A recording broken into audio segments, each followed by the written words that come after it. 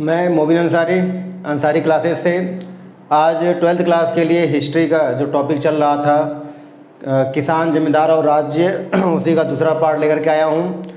ठीक है, इसमें इम्पोर्टेंट क्वेश्चन है और क्वेश्चन है 16वीं 17वीं सदी में मुग़ल ग्रामीण भारतीय समाज में पंचायत की भूमिका का उल्लेख कीजिए। ठीक, क्वेश्चन क्या है कि 16वीं 17वीं शताब्दी में मुग़ल ग्रामीण भारतीय समाज में पंचायतों की भूमिका का उल्लेख कीजिए।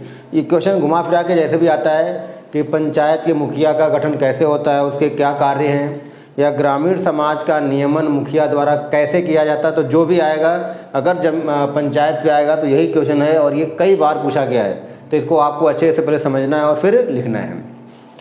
ठीक, तो क्वेश्चन हो गया पंचायत की भूमिका। तो हमें याद रखना है कि भारत में प्राचीन काल से ही प्रशासन की जो सबसे छोटी इकाई थी वो गांव थी। भारत में प्राचीन काल से ही प्रशासन की सबसे छोटी इकाई गांव थी, जहां का एक मुखिया होता था जो गांव की सभी समस्याओं को सुनता था और उसका निराकरण करता। तो यही प्रक्रिया मुग़ल काल में भी चलती रही। तो पहले 2 लाइन की पृष्ठभूमि लिखना है कि भारत में प्राचीन काल से ही प्रशासन की सबसे छोटी इकाई गांव होती थी। गांव का एक मुखिया होता था जिसका मुख्य कार्य गांव के लोगों की समस्याओं को न केवल सुनना बल्कि उसका उचित समाधान या निराकरण करना। और उसी में आगे बताना है कि मुग़ल काल में भी यही प्रक्रिया चलती रही। अब इसमें पहले यहाँ तक लिखने के बाद फर्स्ट पॉइंट बताएंगे कि गांव की पंचायत में बुजुर्गों का जमावड़ा होता था। जो गांव की पंचायत थी उसमें बुजुर्गों का जमावड़ा होता था और ये ऐसे बुजुर्ग थे जो जिनके पास अपनी पुश्तैनी संपत्ति होती थी। दोबारा सुनना है कि जो पंचायत में या जो गांव की जो पंचायत होती थी उसमें बुजुर्गों का जमावड़ा होता था, अर्थात पंचायत में मुख्य रूप से कौन से लोग होते थे, तो बुजुर्ग लोग। और ये ऐसे वैसे नहीं, ये गांव के महत्वपूर्ण बुजुर्ग थे और ये ऐसे बुजुर्ग थे जिनके पास अपनी पुश्तैनी संपत्ति होती थी। ठीक, तो ये पहला पॉइंट। अगर ये पॉइंट बड़ा है तो 2 पॉइंट लिख देना है।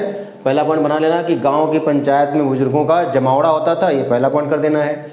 दूसरा बताना है कि आम तौर पर ये महत्वपूर्ण बुजुर्ग लोग थे जिनके पास अपनी पुश्तैनी जमीन या संपत्ति होती थी। 2 पॉइंट हो गया। तीसरा बता देना है कि जिन गाँव में कई जाति के लोग होते थे, जिन गांव में कई जाति के लोग रहते थे, वहाँ पंचायत में भी विविधताएं थीं। दोबारा इसको सुनना है कि जिन गांव में कई जाति के लोग रहते थे वहाँ पर पंचायतें भी अलग अलग जातियों की अलग अलग थीं।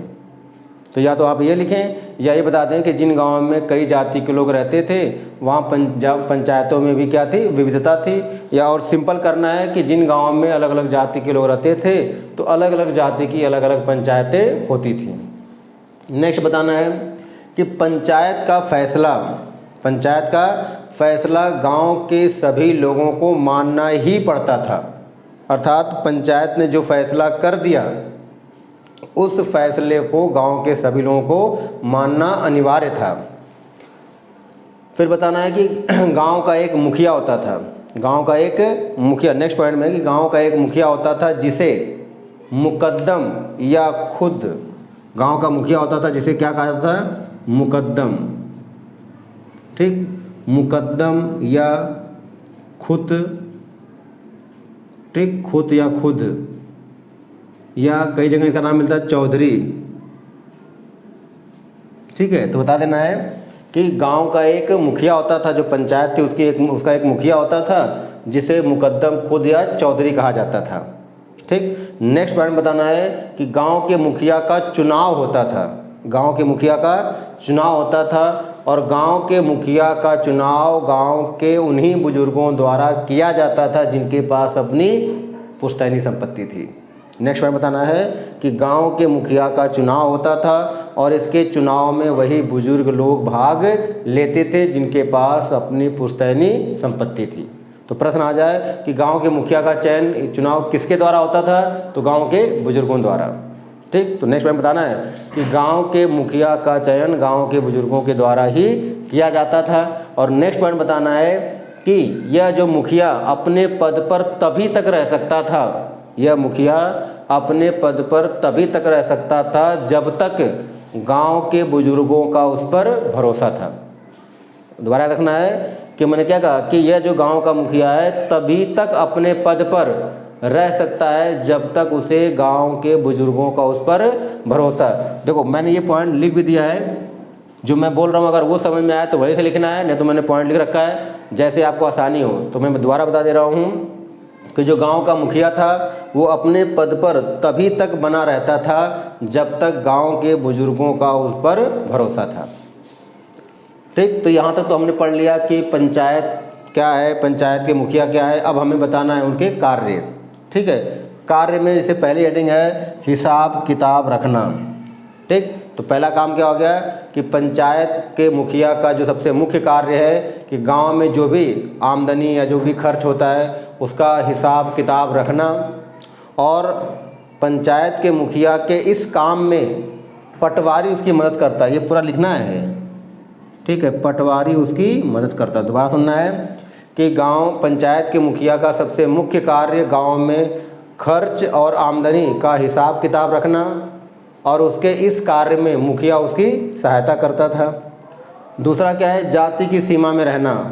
मैंने अभी बताया कि मुग़ल काल में बहुत सारी जातियां थीं और सबकी अलग अलग जाति की अलग अलग पंचायतें थीं। तो पंचायत का मुख्य कार्य यह निश्चित करना कि सभी लोग अपनी जाति की सीमा में ही रहें, अपनी जाति के सीमा से बाहर न जाएं। क्या मतलब कि अर्थात जाति की सीमा में रहने का मतलब है कि जो व्यक्ति जिस जाति का है उसी जाति में विवाह इत्यादि करेगा, यदि उससे बाहर किया तो उस पर कार्यवाही की जाएगी। तो ये अपनी जाति की सीमा में रहना ये काम किसका था, पंचायत के मुखिया का ये काम था कि सब लोग अपने जाति में ही रहें। इसमें लिखना है कि जाति के सीमा में रहना अर्थात पंचायत के मुखिया का मुख्य कार्य यह निश्चित करना कि सब लोग अपनी ही जाति के सीमा में रहें, अपनी जाति से बाहर न जाएं। नेक्स्ट है जुर्माना लगाना और निष्कासन। पंचायत के मुखिया का कार्य था कि यदि कोई व्यक्ति पंचायत के आदेशों को नहीं मानता है तो उस पर जुर्माना लगाना, और यदि किसी ने कोई अपराध कर दिया या अपनी जाति की सीमा का उल्लंघन कर दिया तो उसको गांव से समाज से निष्कासित कर देना। दोबारा सुनना है कि पंचायत का मुख्य कार्य लोगों पर जुर्माना लगाना और निष्कासन करना, अर्थात जो पंचायत के आदेशों को नहीं मानता था उस पर जुर्माना लगाया जाता था, और जिसने जाति से बाहर या कोई अन्य गलत कार्य कर दिया तो उसे समाज से बाहर भी कर दिया जाता था। इसमें एक पॉइंट और जानना है कि उस काल में राजस्थान, गुजरात और महाराष्ट्र में कुछ ऐसी जाति पंचायतें थी जो बहुत ही शक्तिशाली थीं, और इतनी शक्तिशाली थी कि उनके निर्णय को सब लोगों को मानना पड़ता था। तो इस तरह से जो क्वेश्चन है कि 16वीं 17वीं शताब्दी में भारतीय समाज में पंचायत की भूमिका क्या थी, उनके कार्य क्या थे, ये क्वेश्चन हमने कंप्लीट कर दिया। ठीक है, अब इसके बाद इसमें कई क्वेश्चन है, जैसे महिलाओं की भूमिका है, इसके साथ साथ आईने अकबरी है। तो अब वो हम उसको नेक्स्ट पार्ट में पढ़ेंगे। यदि ये वीडियो आपको पसंद हो तो लाइक करें, शेयर करें, सब्सक्राइब करें, ज़्यादा से ज़्यादा दोस्तों में बांटें ताकि मेरा मनोबल बढ़े और मैं और अच्छी वीडियो बना सकूं। Thank you.